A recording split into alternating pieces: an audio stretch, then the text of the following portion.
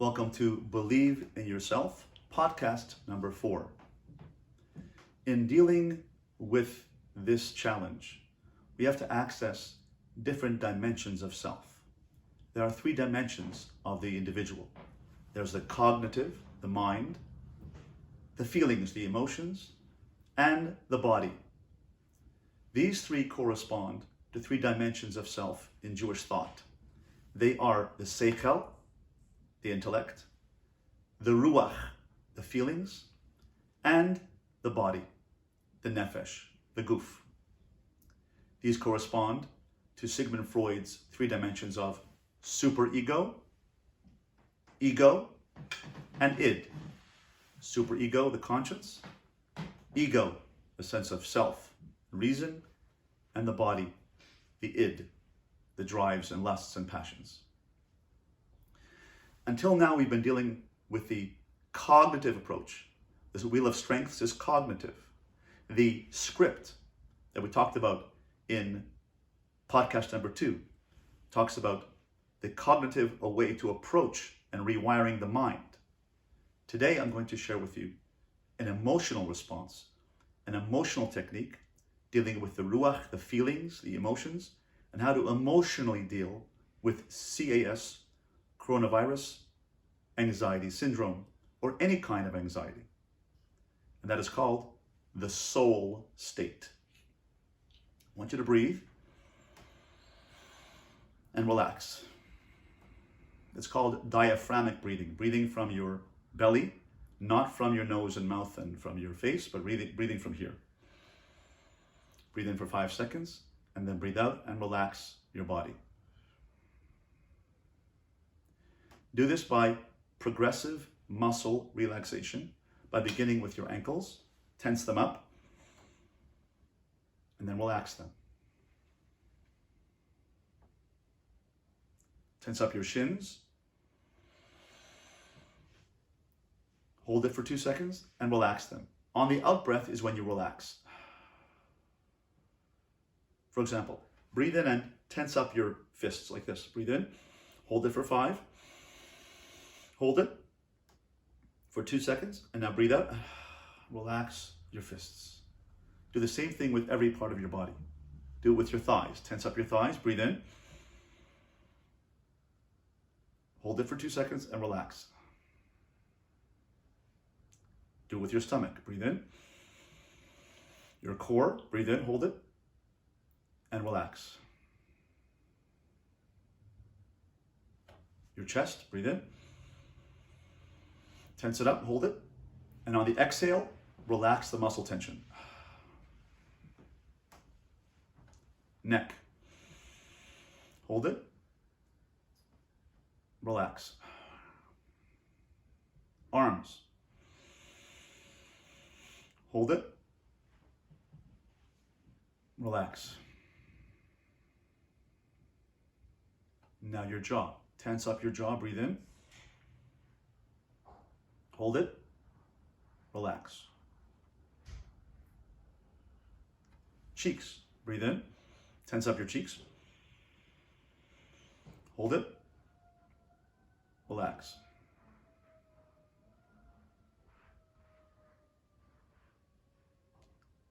Tense up your eyes. Breathe in. Hold it. Relax your muscle tension in your eyes. And now your brain. Tense up your brain like this. Hold it. Now relax the tension in your brain. Let's do that again.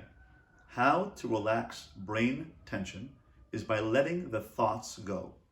Letting the words and sentences and paragraphs and thinking in your brain, let it go and relax your brain by letting the thoughts dissipate. Breathe in, tense up, hold it, and now watch the words and sentences and thoughts disappear. Let them float upward. Put your brain into neutral. Relax. Now I want you to double the feeling of relaxation. Breathe in. Hold it. 1, 2, 3. Double the feeling of relaxation. Let go. This is not meditation yet. That will come in a future podcast. Right now we're talking about muscle relaxation.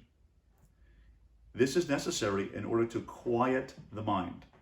If you quiet the mind and quiet the body, you allow the soul to rise, the soul to be accessed, to access your subconscious mind, your subconscious self, which is called the soul state.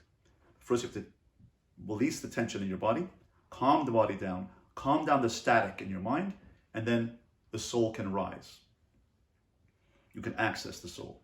So breathe in, relax. Now imagine a beautiful place you've been to in your life.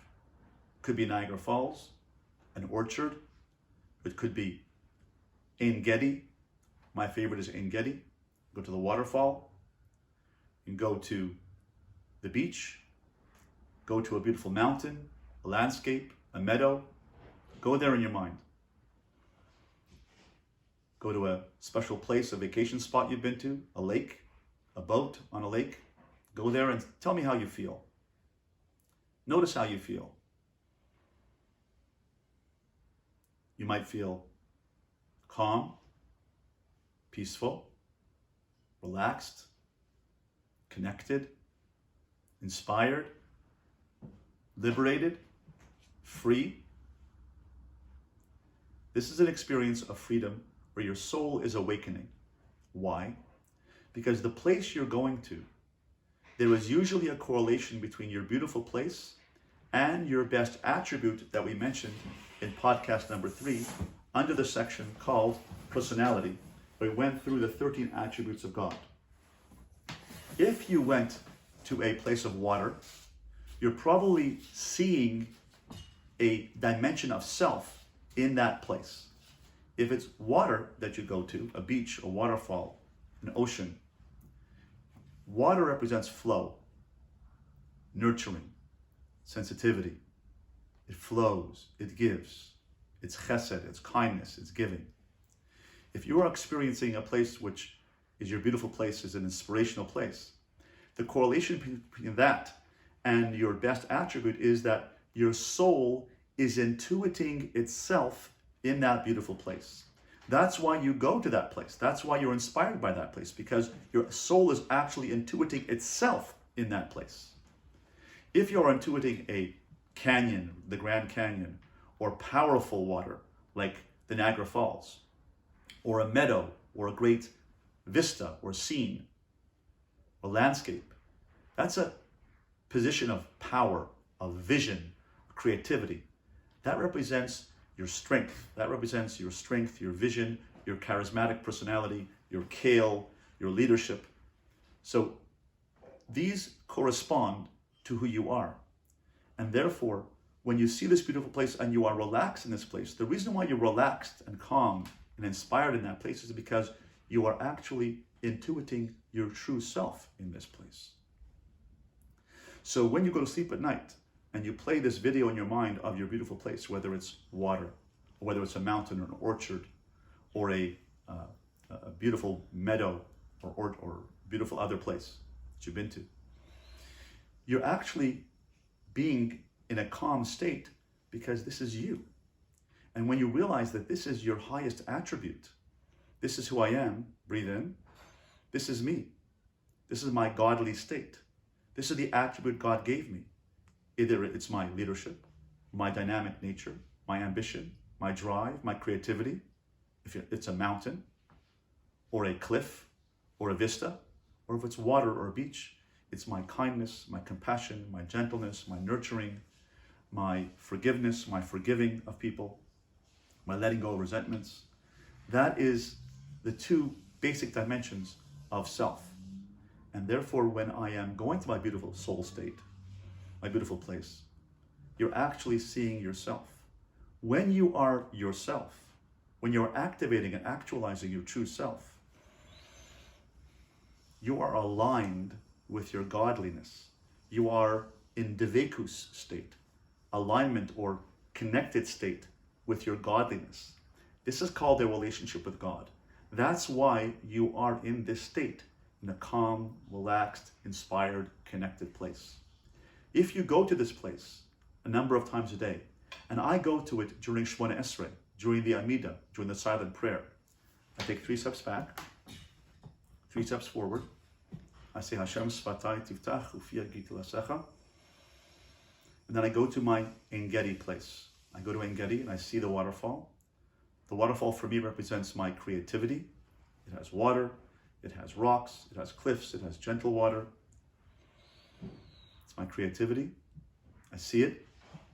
That's who's praying to God. I'm connecting my creative self with the Creator. He gave me that creativity. And I bring it down. Baruch, I bring it down. Baruch. I'm humble because I receive that creativity from God. Ata, thank you for giving me my creativity. Hashem, I say God's name as I rise, and that's the Gemara in Brachos, Yud Beis, Amud Beis, talking about when I rise with God's name. There's a machlokas in the Gemara, whether I rise first and then say God's name, or rise with God's name. Either way is correct. The Gemara does not paskin either way. And when you rise with God's name, you're saying, God, let me use my attribute to serve you today. If your attribute is kindness, you say, Baruch Ata Hashem, let me serve you with this attribute today. When you do that, and you are saying, I am a child of Hashem, a child of God, I have been given attributes. I have been given from God himself. He breathed into me a chelek Eloka mimal, a piece of God from above. I breathe it in, I accept it, I'm humbly. And as Rav Kanievsky says, be humble. And this is mine at this time, be humble, breathe in, accept it, accept God's gift of personality. And when you rise, you say, Hashem, let me serve you with this attribute today. And I found in the Gaonim a mimer, a comment, that when one bows for Modim, one bows for Baruch Atah Hashem, it looks like the fetal position. And I found in the Gaonim, it says that a person, when they daven Modim and they daven with Baruch Atah Hashem, they go into the fetal position and they're actually recreating their own birth. So 3 times a day, I am recreating my own birth by recreating and recognizing my godly self that God gave me, Baruch Atah Hashem.